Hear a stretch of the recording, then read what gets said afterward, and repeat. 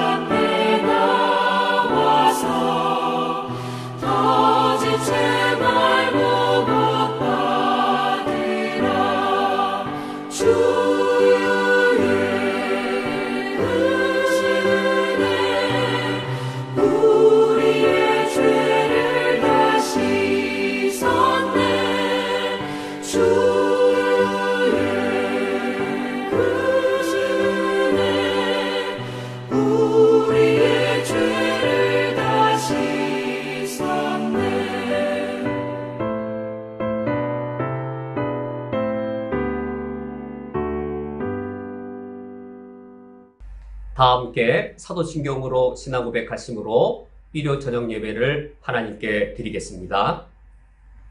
전능하사 천지를 만드신 하나님 아버지를 내가 믿사오며 그 외아들 우리 주 예수 그리스도를 믿사오니 이는 성령으로 잉태하사 동정녀 마리아에게 나시고 본디오 빌라도에게 고난을 받으사 십자가에 못 박혀 죽으시고 장사한 지 사흘 만에 죽은 자 가운데에서 다시 살아나시며 하늘에 오르사 전능하신 하나님 우편에 앉아 계시다가 저리로서 산 자와 죽은 자를 심판하러 오시리라.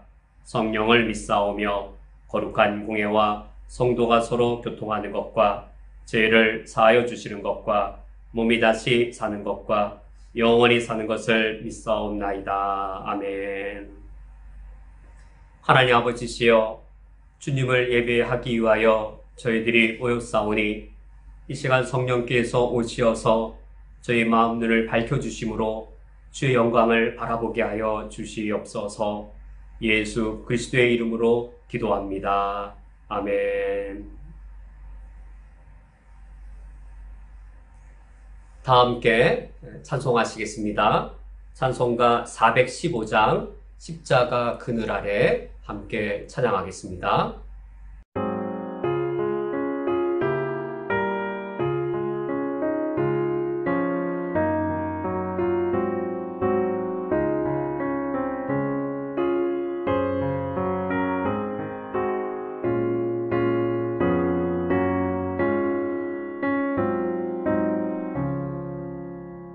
십자가 그늘 아래 나 쉬기 원하네. 저 햇볕이 뜨겁고 또 짐이 무거워. 이 광야 같은 세상에 늘 방황할 때에 주 십자가의 그늘에 내 쉴 곳 찾았네. 내 눈을 밝히 떠서 저 십자가 볼 때 날 위해 고난 당하신 주 예수 보인다. 그 형상 볼 때 내 맘에 큰 찔림 받아서 그 사랑 감당 못하여 눈물만 흘리네. 십자가 그늘에서 나 길이 살겠네. 나 사모하는 광채는 주 얼굴뿐이라. 이 세상 나를 버려도 나 두려움 없네. 내 한량없는 영광은 십자가뿐이라.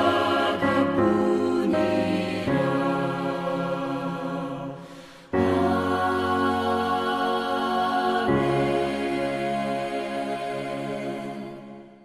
우리가 마음을 합하여서 중보기도하기 원합니다. 첫 번째로는 우리 교회의 예배와 성도의 교제를 위하여 기도를 부탁드립니다. 요즘 우리 교회 모든 예배가 인터넷으로 진행되고 있습니다. 영상으로 우리가 각 처소에 흩어져서 예배를 드리지만 성령께서 인터넷 예배 때마다 임재하셔서 하나님을 섬기는 우리 신앙이 잘 유지되어질 수 있도록, 그리고 예배를 통하여 우리의 신앙이 영적 활력을 충만히 누릴 수 있도록 기도를 부탁드립니다.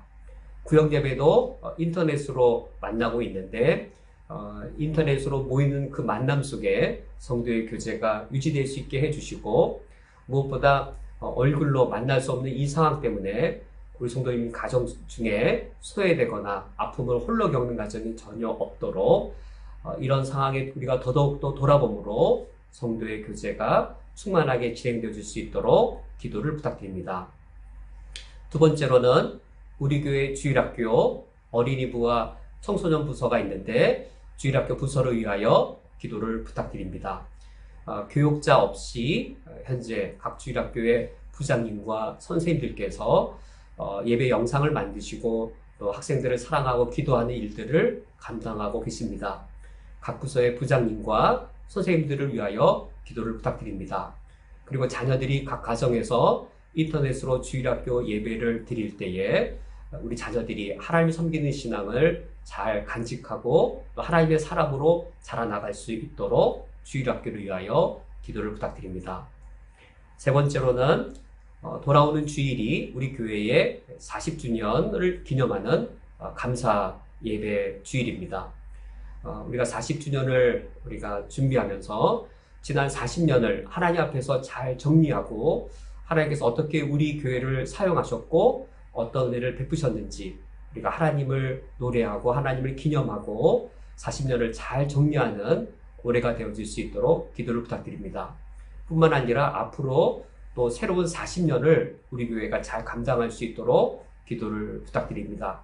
40년을 맞이하고 또 40년을 기대하면서 우리 교회가 쿠웨이트에 있는 우리 한인 그리스도인들 그리고 NECK에 속한 모든 그리스도인들을 섬기는 소명을 감당할 수 있도록 뿐만 아니라 이슬람 땅을 우리가 하나님의 사랑과 복음으로 섬기는 일들을 능력으로 감당할 수 있도록 기도를 부탁드립니다.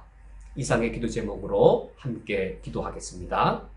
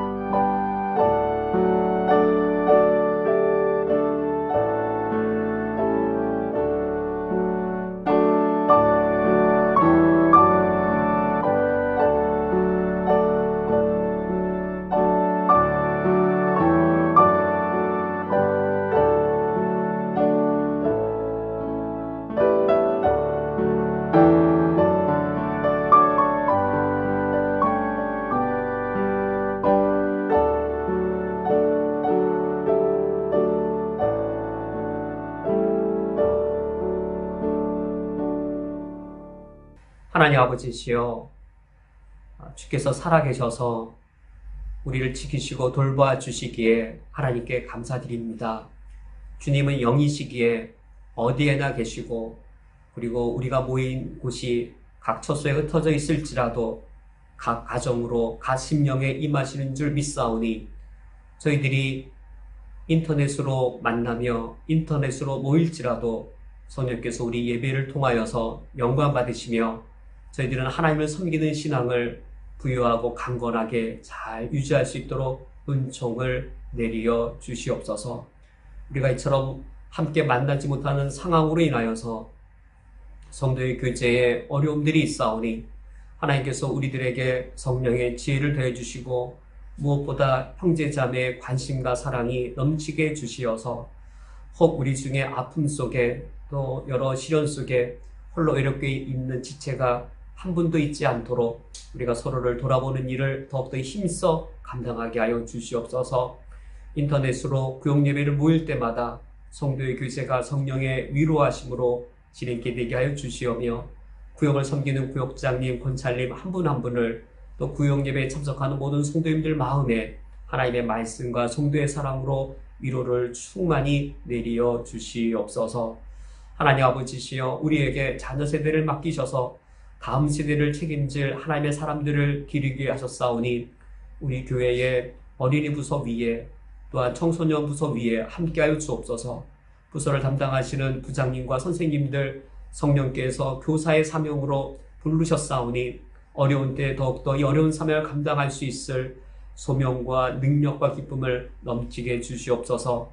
우리 어린 자녀들이 인터넷으로 영상 예배를 드리는 그 순간에도 성령이 함께해 주시어서 우리 자녀들이 하나님의 사람으로 성장하며 하나님 믿는 신앙 안에서 자라갈 수 있도록 축복하여 주시옵소서. 하나님 아버지시여, 또한 돌아오는 주일이 우리 교회의 40주년 기념을 감사하는 주일이오니 주님께 영광 돌려드리는 그날이 되게 하여 주옵소서. 하나님 아버지 앞에서 40년을 돌아보며 우리가 무엇을 했고 무엇을 성취했는지가 아니라 하나님께서 우리를 통하여 무슨 일을 하셨고 무엇을 이루셨는지 주님의 역사를 정리하며 주님의 역사를 돌아보는 이 날이 되게 하여 주시옵고, 이제 저희들이 또 다른 40년을 향해 달려갈 때에 앞으로 하나님 우리를 통하여 어떻게 일하실 것이며 무엇을 일하시기 원하시는지 하나님 아버지 앞에서 믿음과 소망으로 미래를 바라보며 하나님 아버지 앞에서 우리의 소명을 다짐하는 40주년 기념하는 예배날이 되게 해 주옵소서. 예수 그리스도의 이름으로 기도합니다. 아멘. 다 함께 성경 말씀 보시겠습니다.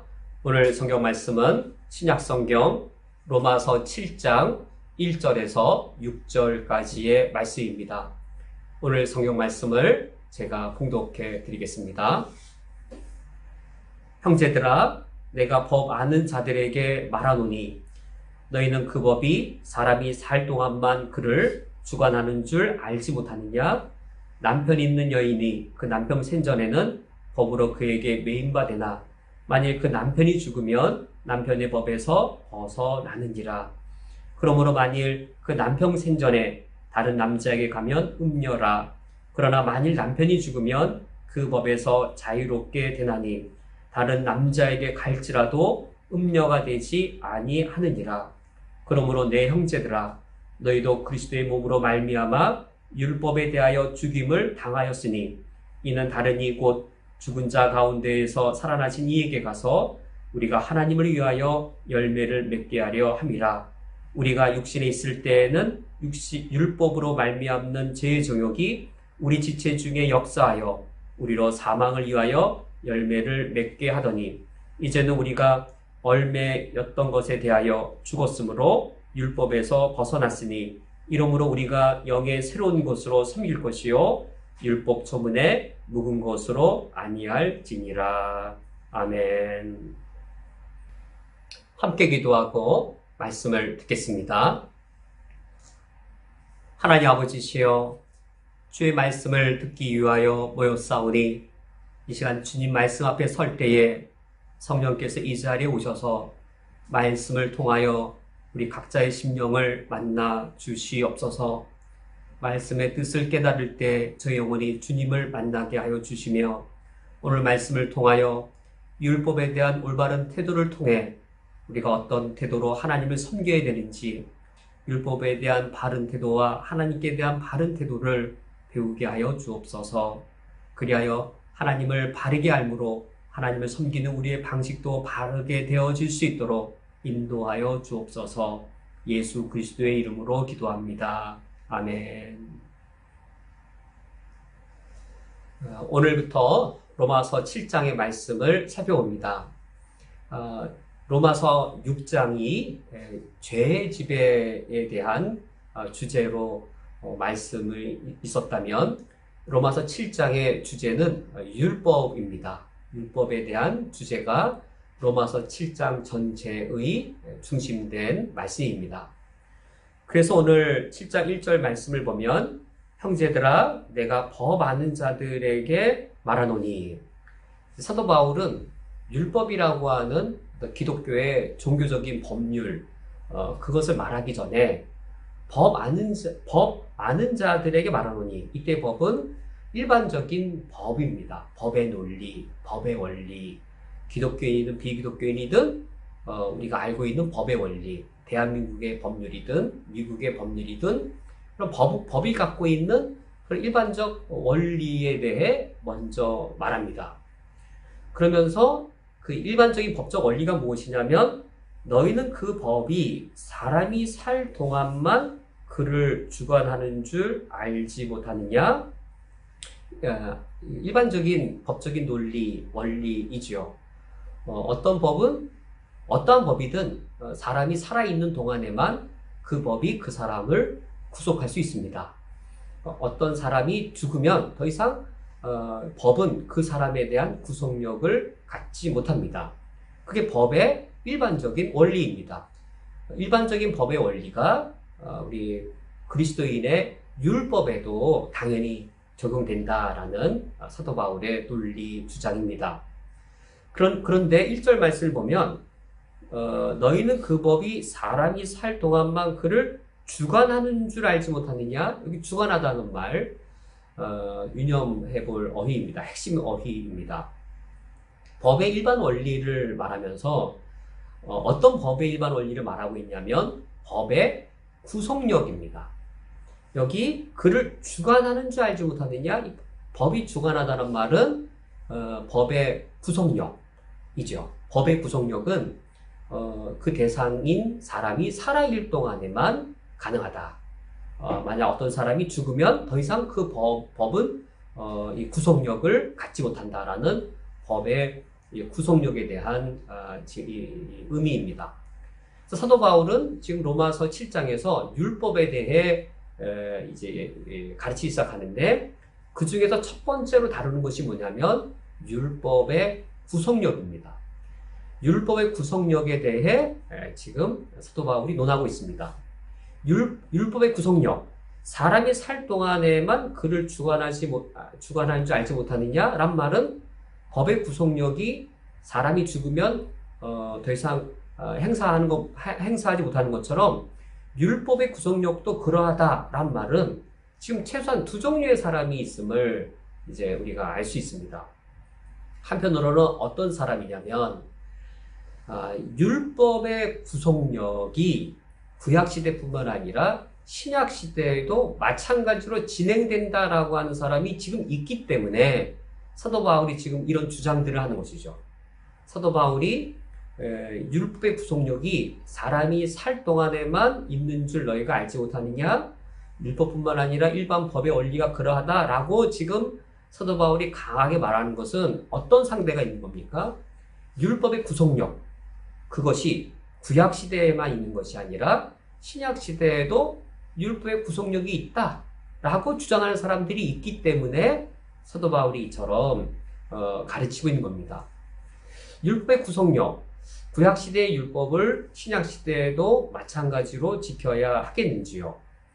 구약시대의 제사법이라든지 구약시대 백성들의 의무적이었던 어떤 11조금을 드리는 거라든지 구약시대의 모든 이 정결법, 음식법, 이런 구약의 모든 율법들, 이런 법의 구속력, 구약시대의 율법의 구속력이 신약시대에도 지속된다라는 율법주의자들이 현재 있다라는 사실을 우리는 추론해 볼 수 있습니다.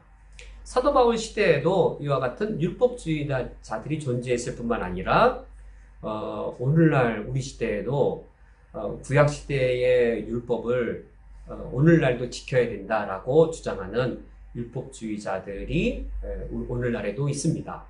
구약성경에 명령된 것들 오늘날도 우리가 지켜야 된다라고 그것을 율법적으로 하나님을 섬기는 것을 율법적으로 구약시대 이스라엘 백성들이 철저하게 하나님을 율법을 지켜서 섬긴 것처럼 오늘날도 우리가 하나님을 철저하게 율법을 지켜서 하나님을 섬겨야 된다라고 이 주장하시는 율법주의자가 존재합니다.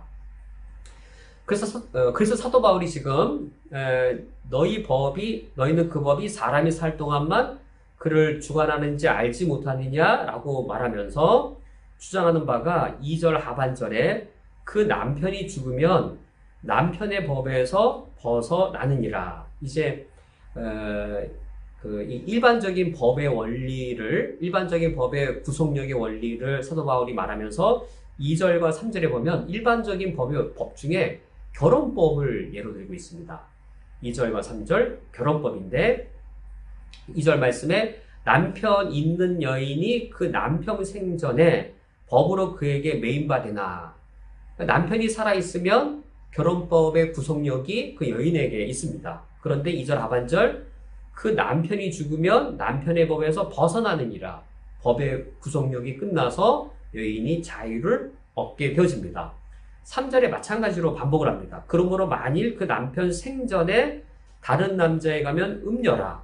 왜냐하면 남편 생전에는 법의 구속력이 있기 때문이죠.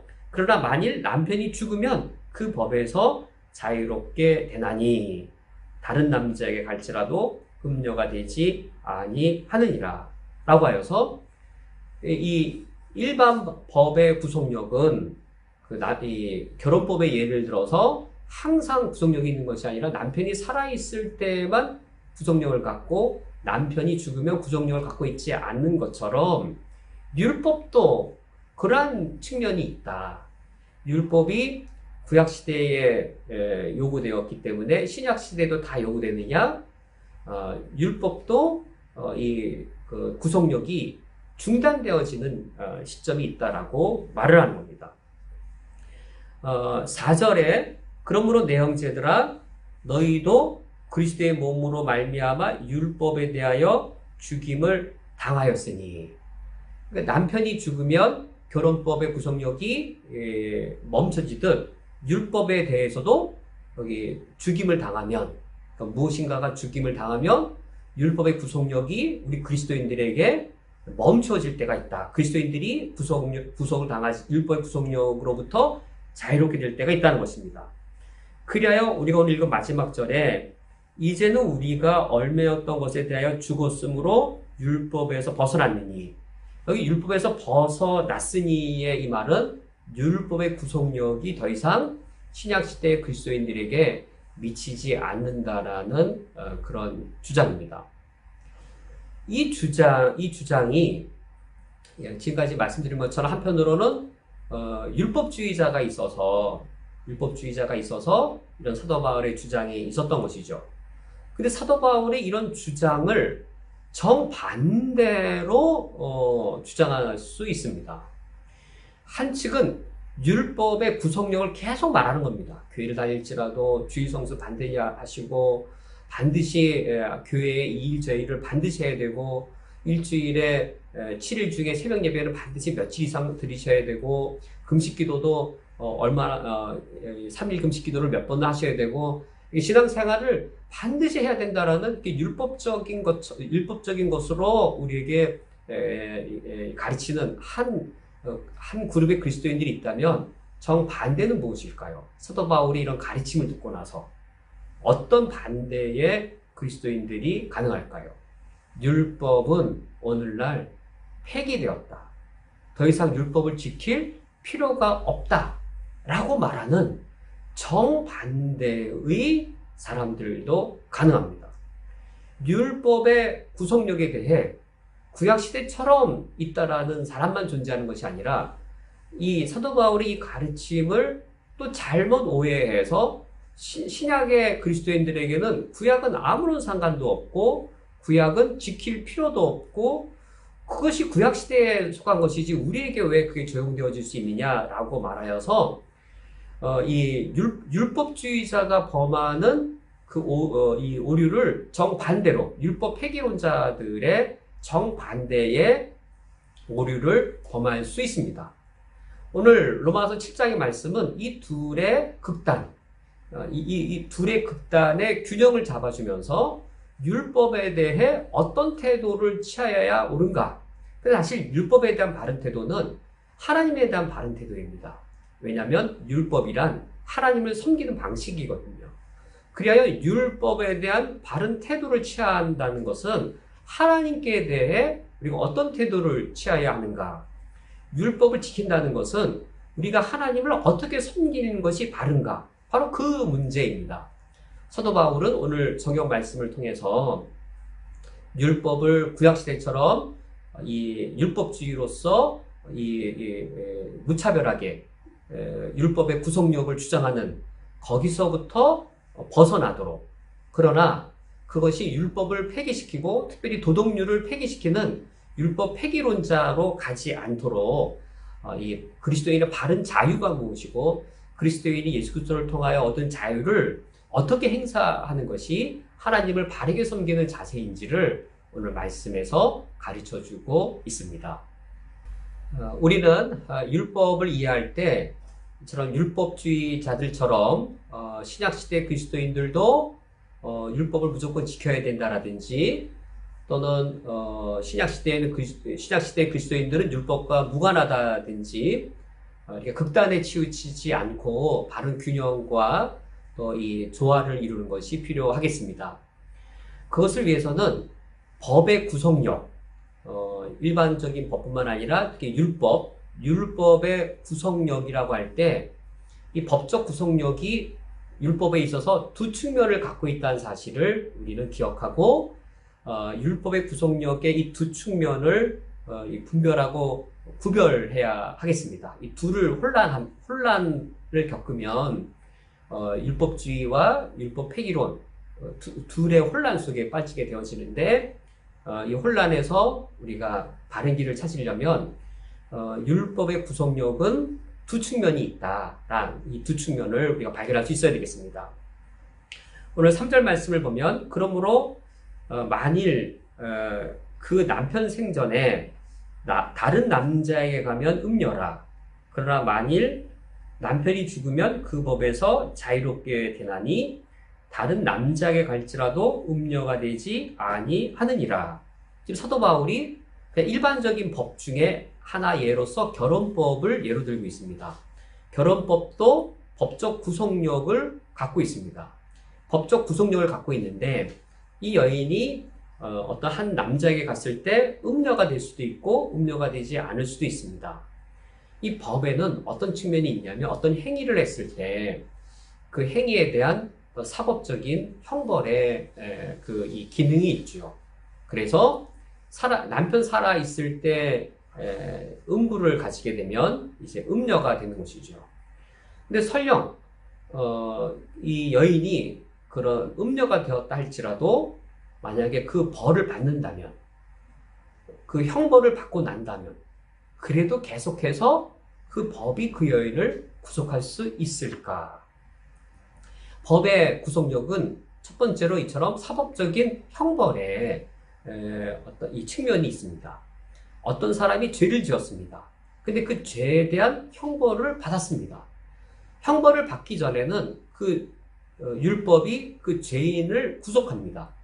그런데 만약에 그 형벌을 다 받고 났다면 더 이상 그 법은 그 죄인을 구속하지 못하게 되고 그 사람을 다시 놓아줘야 되고 이제는 감옥에 가두었다가 석방시켜야 되는 것이죠. 노임받게 하고 형벌을 다 받으면 죄인은 다시 자유를 얻게 되었습니다. 그래서 4절 말씀에 그러므로 내 형제들아 너희도 그리스도의 몸으로 말미암아 율법에 대하여 죽임을 당하였으니 이는 다르니 곧 죽은 자 가운데에서 살아나신 이에게 가서 우리가 하나님을 위하여 열매를 맺게 하려 함이라. 난 이 말씀을 보면 예수님께서 우리의 죄값을 완전히 십자가 형벌로 다 치르셨습니다. 그러므로 더 이상 율법은 우리를 구속할 수 없습니다. 사도 바울이 지금 7장 1절에서 너희는 그 법이 사람이 살 동안만 그를 주관하는 줄 알지 못하느냐? 남편 살아 생전에만 결혼법에 매이고 남편이 죽으면 그 법에서 벗어나는 줄 알지 못하느냐? 라고 말했을 때 지금 이것은 법의 어떤 측면인가요? 율법에는 두 가지 측면이 있습니다. 율법은 사법적인 그런 이 구속의 측면도 있고 또 율법은 도덕적인 구속력의 측면도 있습니다. 율법의 이 도덕적인 구속력 그리고 율법을 범한 죄인에게 내려지는 사법적인 형벌의 구속력 이 둘 중에 사도 바울이 벗어났다라고 말하는 것은 어떤 측면인가요? 율법의 구속력으로도 벗어났다는 말은 이 죄를 지은 사람이 자기 죄를 다 죄값을 치루어서 더 이상 치를 형벌이 없게 되어지는 율법의 사법적인 형벌의 측면을 말하는 것인지요? 아니면 하나님의 율법에는 도덕적인 구속의 측면이 있습니다. 부모를 공경하라, 간음하지 말라, 거짓 증거하지 말라라고 하는 율법에는 도덕적인 구속력을 갖고 있는 부분이 있습니다. 지금 이 후자 부분을 말하고 있는 것인지요? 4절의 상반절은 너희도 그리스도의 몸으로 말미암아 율법에 대해 죽임당하였다는 이 부분은 율법의 사법적인 형벌의 측면이죠. 여기서는 우리가 완전히 자유롭게 되었습니다. 우리가 구약시대처럼 우리의 죄로부터 자유를 얻기 위해 어떤 이 율법적 공로를 세워야 된다든지 율법 규정을 얼마나 철저히 지키느냐에 따라 우리가 의인이 된다든지 전혀 그런 율법의 구속력은 우리에게 없습니다. 예수님의 십자가와 부활이 그런 율법의 요구를 완전히 이루셨습니다. 율법의 이런 이 모든 요구, 우리를 죄인으로 판명져서 죄인에게 싹수로 사망을 요구하는 이런 율법의 사법적이고 형벌을 가하는 이 측면을 예수님이 십자가의 죽음과 부활로 다 성취하셨습니다. 우리는 여기로부터 완전히 벗어나서 이제는 신분이 완전한 의인이 되었습니다. 이제는 율법의 사법적인 측면으로부터는 형벌에 있어서는 완전한 자유를 얻게 되었습니다. 그렇다는 것이 과연 율법의 도덕적인 측면에서도 마찬가지인가? 라는 것이에요. 4절 하반절은 율법의 도덕적인 구속의 측면인 것이죠. 이는 다른 이 곧 죽은 자 가운데에서 살아나신 이에게 가서 우리가 하나님을 위하여 열매를 맺게 하려 함이라. 율법에는 도덕적인 구속력이 있습니다. 하나님의 율법이 세 측면으로 나눠집니다. 이 예수 그리스도의 모형인 의식법 측면이 있습니다. 두 번째로는 이스라엘 나라를 신정국가로 세우기 위한 시민법 측면이 있습니다. 세 번째는 이스라엘 백성들이 하나님의 백성으로서 거룩한 백성으로 살아가야 될 도덕법적인 측면이 있습니다. 이게 구약율법의 세 가지 차원입니다.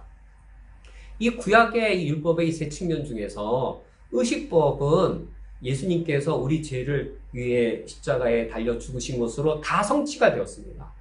예수님이 구약의 의식법을 다 성취하셔서 우리를 죄의 형벌로부터 완전히 자유케 하셨으므로 우리는 구약율법을 읽을 때 구약율법의 이 의식법의 차원을 신약시대에는 더 이상 지킬 필요가 없습니다. 구약의 성전과 성전 제사, 이게 의식이거든요. 성전과 관련되거나 성전의 제사 제도와 관련되거나 또 성전과 제사를 위한 제사장 제도라든지 이런 예수 그리스도가 오셔서 참된 성전으로 오시고 또 제사장으로 오시고 참된 제물로 오신 예수 그리스도를 미리 보여주는 그림자인 구약의 의식법은 완전히 성취되었기 때문에 더 이상 그 법을 우리가 지킬 필요도 없고 구약의 의식법은 더 이상 우리를 구속하지 못합니다. 두 번째 측면인 이 구약의 이스라엘 나라를 하나님 나라의 신정국가로 세우기 위한 시민법이 있습니다.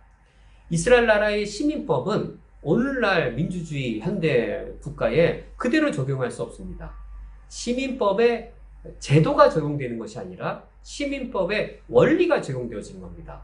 구약의 시민법을 보면 희년제도라든지 이런 거는 이런 시민법의 원리는 오늘날 이 현대 국가에도 사회적으로 경제적으로 어려운 분들을 복지 정책을 하는 것으로 이렇게 그 구약 시대의 시민법은 그 제도 자체가 그대로 지켜지는 게 아니라 그 제도가 세워진 그 시민 정신 원리가 현대 국가에 적용되어질 수 있습니다. 그러면서 어떤 측면은 성취되었고 어떤 측면은 이제 오늘날까지 지속되어질 수 있는 것이죠. 그런데 도덕법의 경우도 그러한가?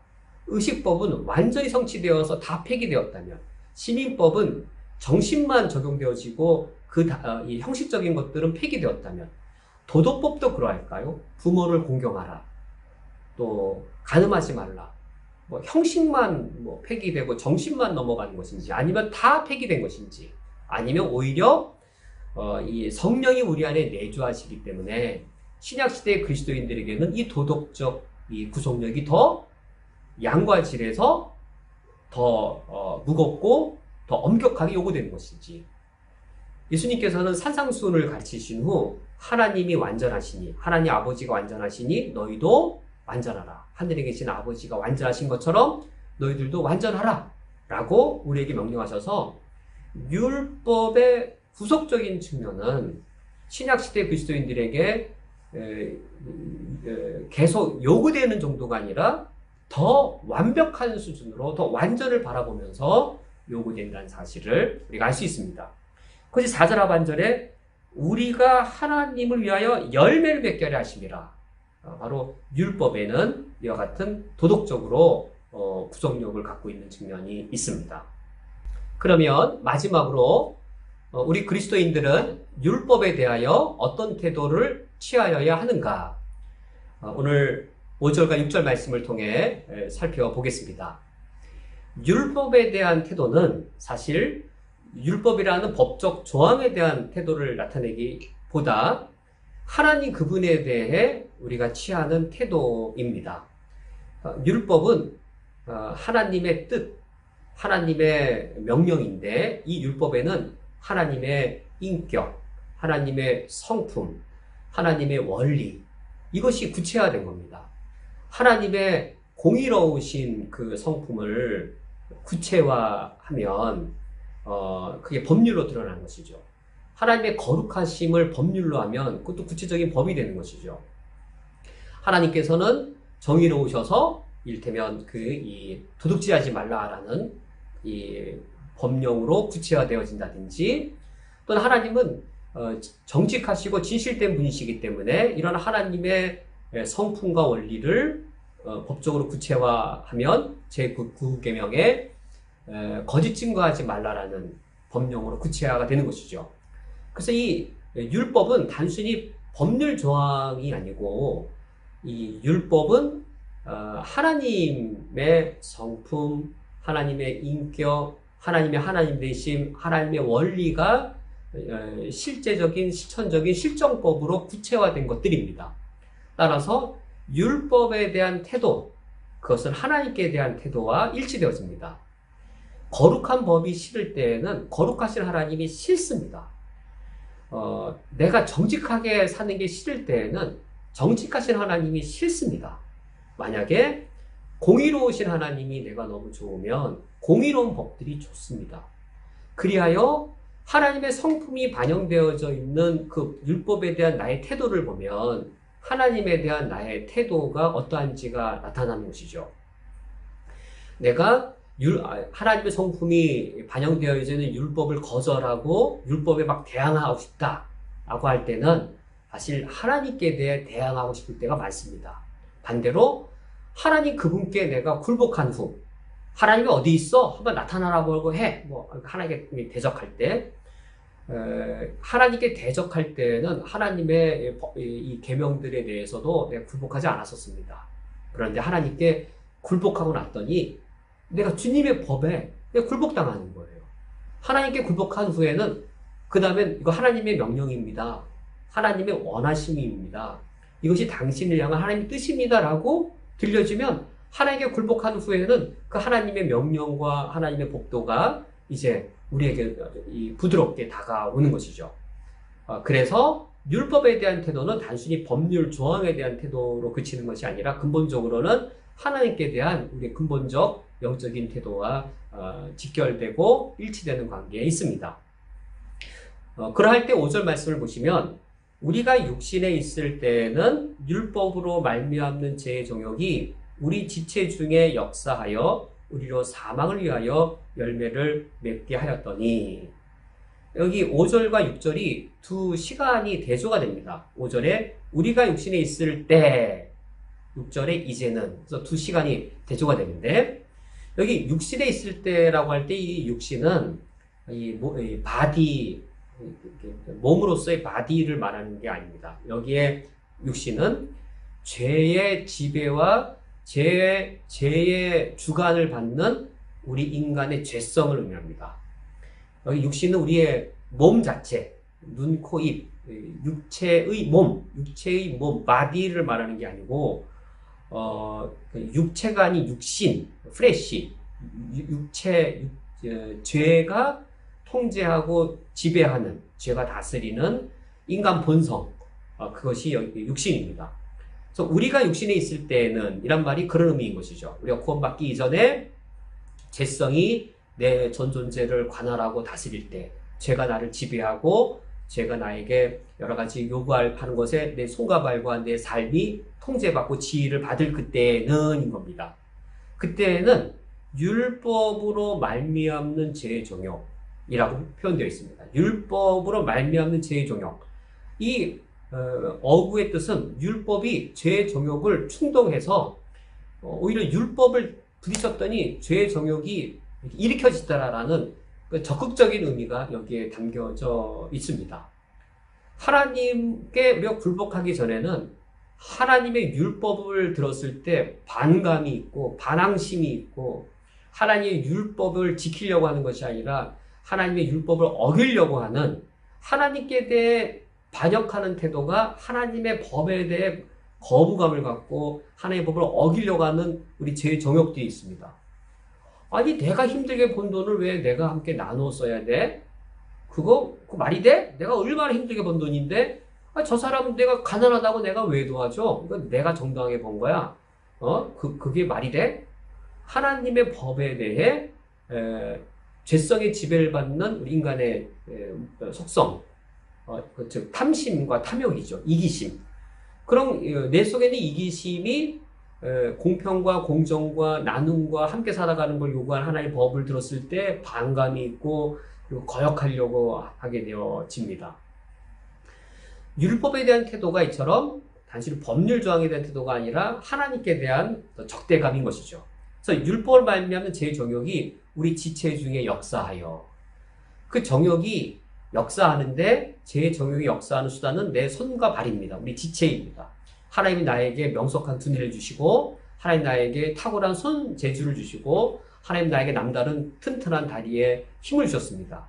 이 지체가 하나님의 뜻대로 역사하는 것이 아니라 제 정욕이 우리 지체 가운데 역사를 하면 어떤 열매를 맺냐면 우리로 사망을 위하여 열매를 맺게 하였더니, 사망을 위한 열매가 맺히게 됩니다. 사망을 위한 열매. 죽음이죠. 죽음을 위한 열매. 죽음을 위한 열매는 죽음입니다. 죽음이 죽어 있나요? 죽음이 살아 있나요? 우리 지체 중에 역사하여, 제 정욕이 우리 지체 중에 역사하여 맺게 된 사망이란 열매. 사망이 살아 있습니까? 사망이 죽어 있습니까? 인간의 음탕한 음욕이 저지르는 그 많은 죄악들, 과거에 서울의 588이라고 하는 그 참교처, 그곳에 가서 보면 이 죄의 정욕들이 만들어낸 죽음의 현장들이 그곳에 있습니다. 그러면 과거 시대에 588이라고 하는 이 불결한 곳이 있을 때만 죄가 살아 있었는가? 죽음이 살아 있었는가? 그 현장에서 이 남성이든 여성이든 그 일로 인하여 얼마나 많은 가정들이 깨지고 얼마나 많은 가정들이 죽음의 자리에 이르렀을까요? 죽음이 죽었을까요? 죽음이 여전히 살아있을까요? 죽음이 무능력하고 죽음이 무기력해서 죽음이 힘도 못 쓰는지, 죽음이 힘이 있고 죽음이 강건해서 죽음이 활력이 있는지. 죽음은 대신에 모든 것들을 다 죽여버렸습니다. 죽음이 모든 것들을, 자기 외의 모든 것들을 다 죽여버리고 정말 죽음만 살아남은 것 같습니다. 이 세상에 100명이 태어났으면 100명의 모든 사람을 죽음이 다 죽이고 살아남은 것은 죽음 하나만 살아남은 것처럼, 우리 인간들이 육신에 속할 때 하나님의 거룩한 법에 반감을 가지고 하나님께 하나님께 거역하기 위해 하나님께 대한 반감을 가지고 하나님의 율법에 거역할 때 하나님의 정직, 하나님의 공의, 하나님의 긍휼, 하나님의 사랑, 이것이 구체화된 하나님의 법에 대해 반감을 갖고 하나님께 거역을 할 때에, 그때에 사망이 다른 모든 것들을 죽이고 사망의 열매가 한국 사회 이곳저곳에 풍성하게 널려 있는 것이죠. 인간이 탐욕을 부린 자리마다 가서 보면 인간이 탐욕을 부린 것만큼 부당하게 많은 사람들이 가난해, 부당하게 많은 사람들이 이 착취에, 죽음의 어려움을 겪는 것들을 보게 되어집니다. 그러나 6절, 이제는, 이때 이제란 우리가 예수 그리스도 믿고 난 그 이후인 것이죠. 이제는 우리가 얼매였던 것에 대하여 죽었으므로 율법에서 벗어났으니. 이 율법에서 벗어났다는 말은 자유를 얻은 겁니다. 어떤 사람이 죄를 지어서 형벌을 받고 교도소에 갇혀 있었습니다. 법에는 이와 같은 사법적인 형벌의 측면을 갖고 있는데 그 형벌을 다 받았습니다. 이제 국가에서는 그를 교도소 바깥으로 풀어줍니다. 자유를 얻게 된 겁니다. 더 이상 우리는 그 율법의 사법적인 형벌에 구속을 받지 않습니다. 이제는 자유를 얻게 되었습니다. 의인이 되었고 의인으로서 자유를 누립니다.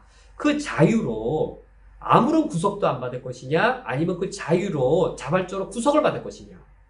그 자유를 가지고 율법의 사법적인 형벌로부터는 자유를 얻었지만 그 자유를 가지고 율법의 도덕적 측면에 구속을 받는 겁니다. 그게 자유입니다. 참 자유란 율법의 도덕적인 측면을 준수함으로 참 자유가 있는 겁니다. 우리 그리스도인의 참 자유는 율법을 오늘날도 지켜야 된다. 율법의 의식을 지켜야 된다라는 것에서 이루어지는 것도 아니고, 오늘날 교회 열심히 다니십시오, 주일 성수하십시오, 교회 봉사 많이 하십시오, 이런 모든 것들을 율법적으로 행한다고 해서 참 자유가 이루어지는 것도 아니고, 반대로 모든 율법을 다 부정하면서 의식법도 부정하고 도덕법도 부정하고 모든 율법을 다 부정한다고 하여서 참 자유가 이루어지는 것이냐? 오히려 참 자유는 우리가 이 죄의 모든 형벌로부터 이제는 노임받아 자유를 얻은 우리가 그 자유를 가지고 율법이 요구하는 도덕적 측면에 내가 종이 될 때, 내가 내 자유를 거기에 맡길 때, 그때 오히려 참 자유가 있습니다. 그것이 6절에 하반절에 이러므로 우리가 영의 새로운 것으로 섬길 것이요 율법 조문에 묵은 것으로 아니할지니라. 율법에 대한 태도가 하나님께 대한 우리의 태도입니다. 율법에 요구하는 조항들, 도덕적인 그 측면들을 우리가 무시할 것인가? 여기 영의 새로운 것으로 하나님을 섬긴다는 말은 율법에 대한 태도이면서 하나님께 대한 태도입니다. 율법의 도덕적인 측면을 순종하려고 함으로 하나님을 섬기는 겁니다. 그게 영으로 섬기는 것인데, 이때 영이란 성령을 의미합니다. 율법 조문의 방식으로, 구약의 의식법의 방식으로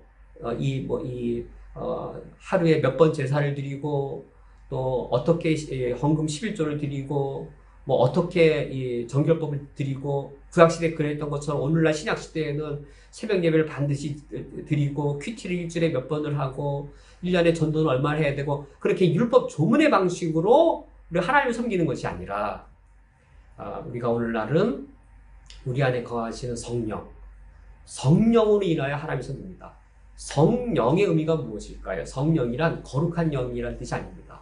성령이란 거룩한 영이라는 뜻이 아니라 거룩하게 하시는 영이라는 뜻이 성령입니다. 거룩한 영은 성부도 성자도 거룩한 영입니다. 그래서 성령도 거룩하십니다. 성령은 거룩한 영이라는 뜻이 아닌 것이죠. 거룩한 영의 뜻이 아니라, 그러면 성자와 성부도 거룩한 영이시기 때문에 제3위 하나님의 이름이 될 수 없습니다. 거룩하게 하시는 분은 제3위 하나님의 고유한 사역입니다. 이 제2의 하나님은 고유하게 아들이시고 제1위의 하나님은 고유하게 아버지이시듯, 예수 그리스도 믿는 자를 거룩하게 하시는 영, 그 사역은 고유하게 제3위의 하나님의 사역입니다. 그리하여 그 하나님의 이름이 성령입니다. 그 영이 우리 안에 거하셔서, 우리 안에 거하시는 우리 성령님께서 우리로 하여금 하나님을 영으로 섬기게 하십니다. 영적 방식으로 섬기게 하십니다. 신령과 진정으로 하나님을 섬기게 하십니다. 영의 방식으로 하나님을 예배하고 영의 방식으로 하나님을 섬기게 하시는데, 우리를 거룩하게 하시는 하나님이 우리를 영으로 하나님 섬기게 할 때 그 영으로의 영적이란 도덕적인 걸 의미합니다. 5계명, 6계명, 7계명, 8계명, 9계명, 10계명, 그 도덕적인 걸 의미합니다. 1에서부터 4계명, 종교적인 계율만 영적인 것이 아니라 5에서 7계명, 이 윤리적인 계명, 도덕적인 계명도 영적인 겁니다. 1에서 4계명, 종교적인 것도 영적이고 윤리적이고 도덕적인 것도 영적인 것이지, 종교적인 건 영적이고 윤리적인 건 인간적인가? 아니죠. 하나님을 섬기는 예법인 종교적인 것도 우리가 영의 방식으로 섬기고, 우리를 거룩하게 하시는 성령께서 우리 안에 들어오셔서 도덕적인 걸 지키게 하시는 것 자체가 영적인 사건이 되어집니다. 오늘 말씀을 맺도록 하겠습니다. 우리 그리스도인들은 율법에 대해 바른 태도, 균형 있는 태도를 가져야 하겠습니다. 우리가 율법을 지킬 때 율법이 법이기 때문에 법으로서의 사법적인 형벌의 측면을 갖고 있습니다. 우리 그리스도인들은 우리 과거에 지은 죄와 미래에 지을 모든 죄까지 다 제사함을 받은 의인입니다. 그런 이 형벌의 측면에서는 우리가 자유를 얻게 되었고, 한번 예수 그리스도 믿는 자가 다시 지옥에 가거나 하나님의 자녀가 취소되는 일은 절대로 없습니다. 그렇다고 해서 율법의 구속력이 우리에게 없어졌는가? 아닙니다. 율법에는 도덕적인 측면이 있어서 오히려 하나님을 향하여 열매를 맺도록 하는 그 측면이 매우 강하게 우리에게 요구되어지고 있습니다. 오늘 살아가실 때 우리 안에 거하시는 성령으로 인하여 오히려 율법을 거룩하게 지키고 율법을 거룩하게 지킴으로 하나님을 거룩하게 섬기는 우리들이 될 수 있기를 주님의 이름으로 축원드립니다. 오늘 말씀을 기억하시면서 함께 기도하시겠습니다.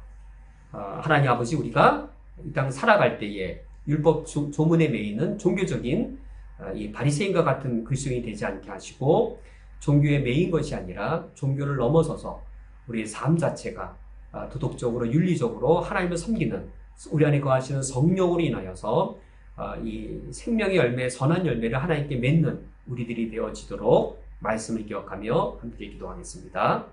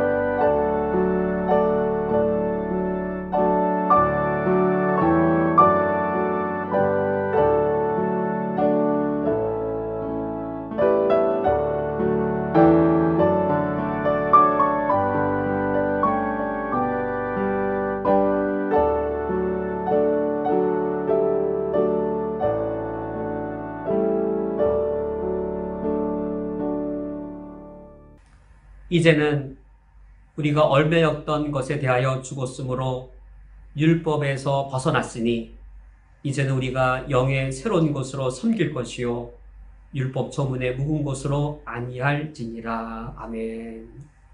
하나님 아버지, 저희들이 오늘 율법에 대하여 살펴보며 우리가 율법에 대해 어떤 태도를 취해야 되는지, 따라서 어떻게 우리가 어떤 방식으로 하나님을 섬겨야 되는지 주의 뜻을 들었습니다. 우리 안에 거하시는 성령으로 인하여 하나님을 예배할 때에도 율법 조문이 아니라 신령과 진정으로 주님을 예배하며 우리가 이웃과 만날 때에도 선한 열매를 맺어 율법의 도덕적인 구속력에 우리가 자발적인 종들이 되어질 수 있게 하여 주시옵소서. 예수 그리스도의 이름으로 기도합니다. 아멘. 다 함께 주기도로 예배를 폐하겠습니다. 하늘에 계신 우리 아버지여, 이름이 거룩히 여김을 받으시오며 나라가 임하시오며 뜻이 하늘에서 이루어진 것 같이 땅에서도 이루어지이다.